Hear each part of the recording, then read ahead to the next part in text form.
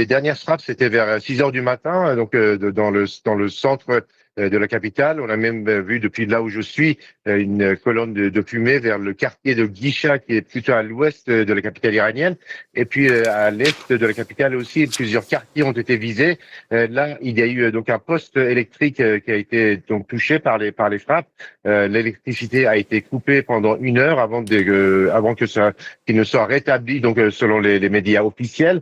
Une vingtaine de détonations entre 4 heures et 6 heures du matin.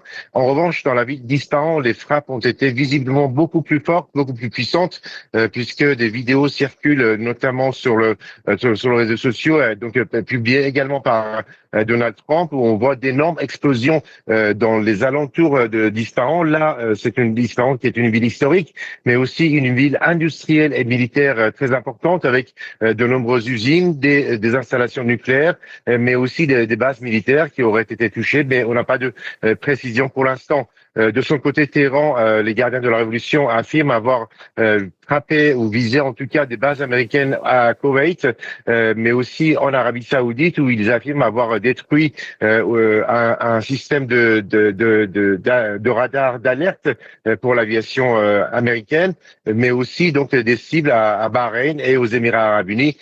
Aux Émirats, les gardiens affirment avoir donc visé un pétrolier koweïtien qui était dans un port de Dubaï, qui aurait été touché.